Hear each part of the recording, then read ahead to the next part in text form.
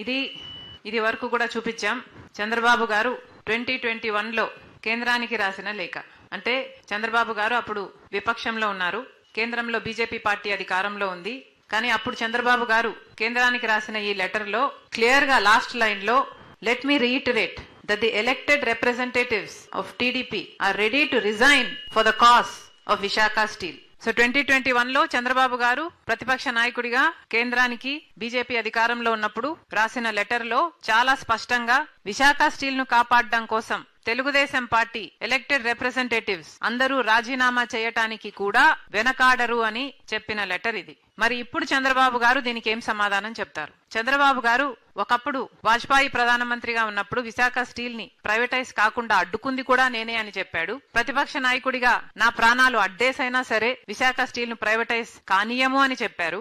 ఆఖరికి రాజీనామా చేస్తాము అని లెటర్ కూడా ఇచ్చారు. మరి ఇప్పుడు ఎందుకు మాట్లాడటం లేదు చంద్రబాబు గారు? ఈ రోజు బీజేపీ పార్టీ కేంద్రంలో అధికారంలో ఉంది అంటే దానికి కారణం ఆంధ్ర రాష్ట్ర ఎంపీలు ఇస్తున్న మద్దతు. అంటే తెలుగుదేశం పార్టీ అయితేనేమి, జనసేన అయితేనేమి, అన్అఫీషియల్ గా వైసీపీ అయితేనేమి, ఇలా అందరూ బీజేపీని ఎత్తి పట్టుకున్నారు. ఈ రోజు బీజేపీ పార్టీ అధికారంలో ఉంది అంటే దానికి కారణం ఆంధ్రప్రదేశ్ లో ఎన్నికైన ఈ ఎంపీలే. ఆఖరికి మొన్న రాజ్యసభలో కూడా చూసాం, ఆర్ఎస్ఎస్ క్యాండిడేట్ ఎన్నికయ్యాడు అంటే దానికి కారణం కూడా ఆంధ్ర రాష్ట్ర ఎంపీలందరూ. అంటే కలిసికట్టుగా ఉన్నారు వీళ్ళందరూ. బీజేపీని ఎత్తి పట్టుకునే విషయంలో, బీజేపీకి మద్దతు ఇచ్చే విషయంలో ఆంధ్ర రాష్ట్రానికి చెందిన 25 మంది లోక్సభ ఎంపీలు, 11 మంది రాజ్యసభ ఎంపీలు, ఇర్రెస్పెక్టివ్ ఆఫ్ పార్టీస్ అందరూ బీజేపీతో కూటమే కట్టారు. ఇది వాస్తవం. కానీ స్వార్థ రాజకీయాల కోసం కూటమి కడుతున్నారు. కానీ ఎందుకు విశాఖపట్నం స్టీల్ కోసం ఐక్యమత్యంగా ఎందుకు నిలబట్టం లేదు? ప్రత్యేక హోదా కోసం ఐక్యమత్యంగా ఎందుకు నిలబట్టం లేదు? పోలవరం ఎత్తు తగ్గిస్తున్నామని ఫ్లోర్ ఆఫ్ ద హౌస్ లో చెప్తే ఒక్క ఆంధ్రప్రదేశ్ చెందిన, ఆంధ్ర రాష్ట్రానికి చెందిన ఒక్క ఎంపీ కూడా మాట్లాడలేదు. ఎందుకని? ఈ ఎంపీలంతా నిలబడితేనే ఏదైనా సాధించుకోగలం. ప్రజాస్వామ్యంలో చట్టసభలకి ఒక విలువ ఉంది. ఉన్న నాయకులకు చట్టసభలకు వెళ్లడమే మానేస్తే ఇక చట్టసభలకు వాళ్ళకి ఎన్నికై ఏమి లాభం ఉంది? చట్టసభలకు వెళ్లాలి, ఫ్లోర్ ఆఫ్ ద హౌస్ లో కొట్లాడాలి, మన రాష్ట్రానికి రావాల్సిన మేలును సాధించుకోవాలి. ఈ రోజు విశాఖపట్నం స్టీల్ కు సంబంధించి ఇందాక అన్నగారు చెప్పినట్టు ఆ భూముల విలువ దాదాపు 20,000 ఎకరాల భూమి ఉంది. ఆ భూముల విలువ 4 లక్షల కోట్లు లేదా 5 లక్షల కోట్లు విలువ చేస్తుంది. అందుకోసమే మోడీ గారు ఆపరేషన్ సైలెంట్ కిల్లింగ్ అనేది మొదలు పెట్టారు విశాఖపట్నం స్టీల్ మీద. మొత్తం అంతా కుట్రలో భాగమే.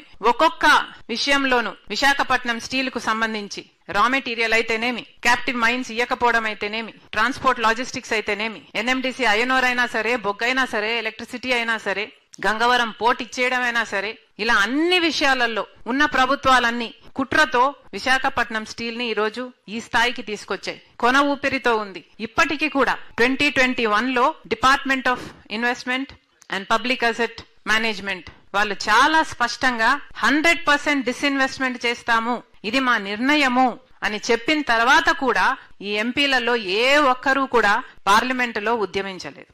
మొన్న ఈ సంవత్సరం కూడా ఆ డిసిషన్ నిలబడుతుంది, ఆ డిసిషన్ లో ఏ మార్పు లేదు అని ఫ్లోర్ ఆఫ్ ద హౌస్ లో చెప్పినా కూడా ఏ చలనము లేదు. మరి ఏదైనా ఎలా సాధించుకోగలం? ఎన్నికైన నాయకులకు ఉండాలి. మేము ఎందుకు ఎన్నికయ్యాం, మమ్మల్ని ఎవరు ఎంపిక చేశారు, మేము ఎందుకున్నాం ఇక్కడ అని చిత్తశుద్ధితో వాళ్ళు పని చేయకపోతే ప్రజలు మాత్రం ఏం చేయగలరు? ఇప్పటికీ ప్రత్యేక హోదా వచ్చునుంటే మన రాష్ట్రం ఎక్కడో ఉండు. కానీ అధికారంలోకి వచ్చిన ప్రతి ఒక్కరూ వాళ్ళ స్వార్థ రాజకీయాల కోసం బీజేపీ పార్టీకి లొంగిపోయారు. ఇప్పుడు ఈ స్థితి. కనీసం ఒక రాజధాని ఉందా అంటే అది కూడా లేని పరిస్థితి. మరి ఎలా బ్రతకాలి? మన బిడ్డలకు ఉద్యోగాలు ఎలా రావాలి? అందుకే కాంగ్రెస్ పార్టీ ప్రతిపాదన చేస్తుంది, ఫ్లోర్ ఆఫ్ ద హౌస్ లో వివిధ పార్టీలకు చెందిన అందరూ ఎంపీలు కూడా విశాఖ స్టీల్ కోసం ఉద్యమం చేయాలి. ఇది కాంగ్రెస్ పార్టీ డిమాండ్ చేస్తుంది. ఏ పార్టీ అయినా సరే, తెలుగుదేశం అయినా సరే, జనసేన అయినా సరే, వైసీపీ అయినా సరే, ఆఖరికి బీజేపీ అయినా సరే, ఆంధ్ర రాష్ట్ర ప్రజలకు న్యాయం చేయటం కోసం విశాఖ స్టీల్ మీద ఒక్క తాటి మీదికి రావాలి. అందరూ కలిసి పోరాటం చేస్తేనే ఇది మనం కాపాడుకోగలం. మళ్ళీ చెప్తున్నాం, ఇప్పుడు పెట్టిన తీర్మానానికి కాంగ్రెస్ పార్టీ కట్టుబడి ఉంది. మీరు ఏ తీర్మానం చేసినా విశాఖపట్నం స్టీల్ కాపాడుకునే విషయంలో కాంగ్రెస్ పార్టీ మీతో కలిసి నడుస్తుంది.